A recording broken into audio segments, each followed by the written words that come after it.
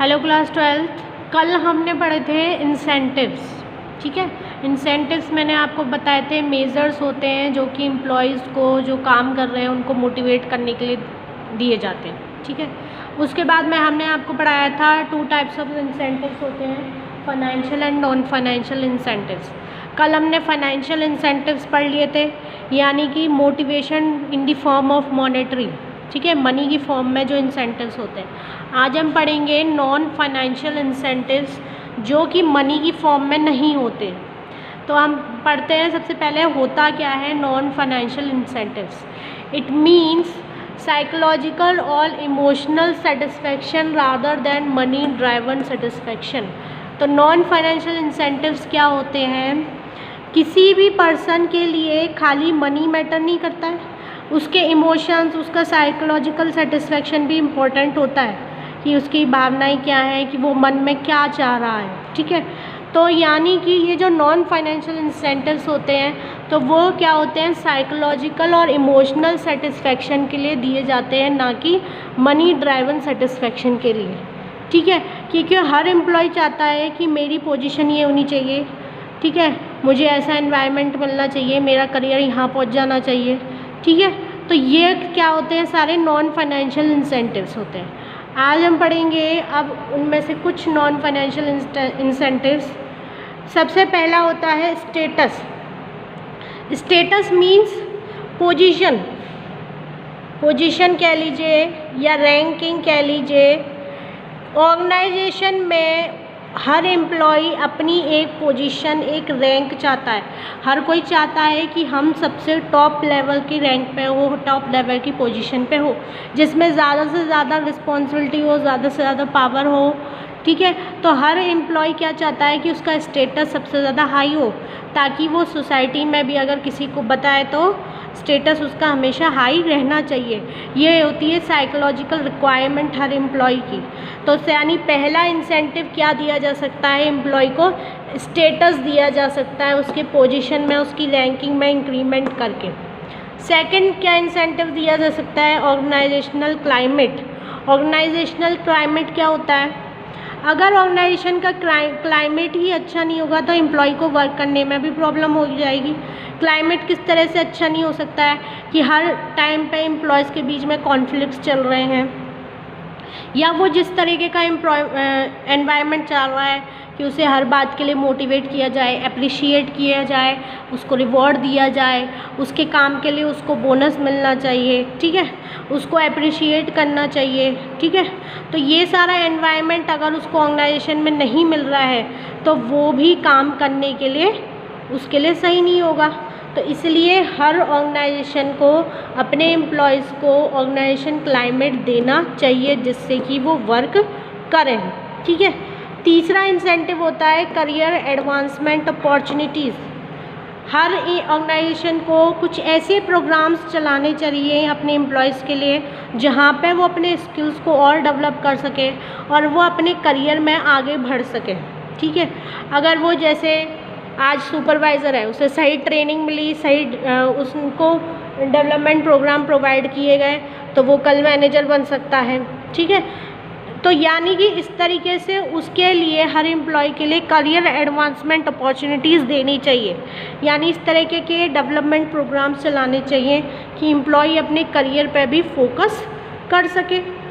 Fourth incentive क्या होता है, job enrichment. Job enrichment means होता है कि जॉब में कोई भी काम है उसमें कितना कंटेंट है, यानी हायर लेवल ऑफ कंटेंट होना चाहिए।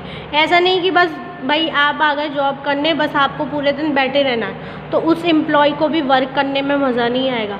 उसको चाहिए कि भाई हमारे स्किल्स का सही यूज़ होना चाहिए, तो वर्क ज़्यादा से ज़्यादा और अच्छा होना चाहिए। ठीक है, यानी जॉब एनरिचमेंट यानी जॉब जो है, काम जो है वो पूरी तरीके से वर्क से फुलफ़िल होना चाहिए। ठीक है, हायर वर्क कंटेंट होना चाहिए। ठीक है, और उसके स्किल्स का और नॉलेज का सही इस्तेमाल होना चाहिए। नेक्स्ट इंसेंटिव होता है एम्प्लॉय रिकॉग्निशन प्रोग्राम्स। हर एम्प्लॉय ये चाहता है कि मेरी जो स्किल्स है उसके बारे में सबको पता चले, यानी उसको भी रिकॉग्नाइज़ किया जाए कि भाई मैंने ये काम किया, मैं ये कर सकता हूँ। उसके लिए क्या कर सकती है ऑर्गेनाइजेशन कि उनको टाइम टू टाइम उनने जो काम किया उसके लिए उनको कॉन्ग्रेचुलेट कर सकती है, ठीक है। और दूसरा क्या कर सकती है कि भाई उनको कॉन्ग्रेचुलेट कर दिया, या फिर और दूसरा काम क्या कर सकती है कि उनका नाम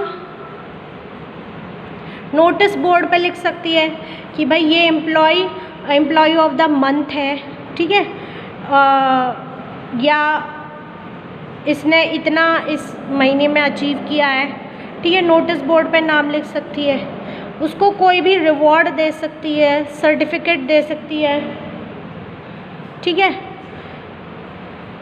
सर्टिफिकेट दे सकती है, रिवॉर्ड दे सकती है, या फिर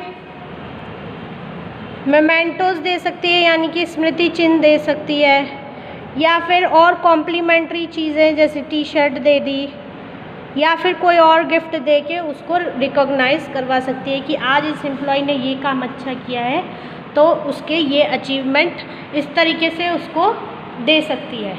नेक्स्ट इंसेंटिव होता है जॉब सिक्योरिटी।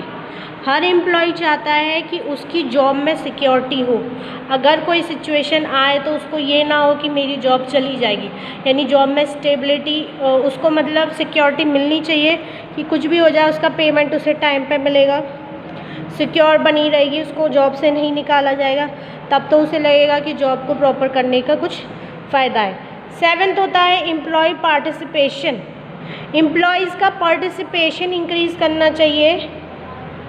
जैसे आजकल क्या किया जा रहा है, जॉइंट मैनेजमेंट किया जा रहा है, जिसमें क्या हर एम्प्लॉय अपने अपने डिसीजंस ले सकता है, हर एम्प्लॉय अपनी अपनी व्यूज़ को रख सकता है, यानी ज़्यादा से ज़्यादा एम्प्लॉय का पार्टिसिपेशन किया जाना बहुत ज़रूरी है, ठीक है। जिससे क्या होगा, नए आइडियाज़ मिलेंगे और वो नई आइडियाज़ ऑर्गेनाइजेशन में हेल्पफुल होंगे।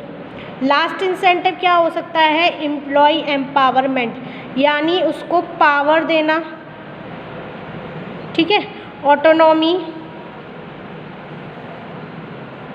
पावर इन द सेंस ये नहीं कि आपने ऑर्गेनाइजेशन की हर चीज़ के लिए पावर दे दी, एक लिमिटेड पावर उसको देना कि आप अपने लेवल पे जो भी अपॉर्चुनिटी ग्रैब करने के लिए कोई डिसीज़न लेना चाहते हैं, किसी को कोई ऑर्डर देना चाहते हैं तो वो आप कर सकते हो, क्योंकि फिर उसको लगता है एम्प्लॉय को कि हमारे पास भी कुछ रिस्पॉन्सिबिलिटी है, कुछ पावर्स है कि हम अपने अकॉर्डिंग कोई वर्क कर सकते हैं। तो ये जो इंसेंटिव्स होते हैं नॉन फाइनेंशियल, वो एम्प्लॉय को क्या देते हैं, इमोशनल और साइकोलॉजिकल सेटिस्फैक्शन, ठीक है क्लास।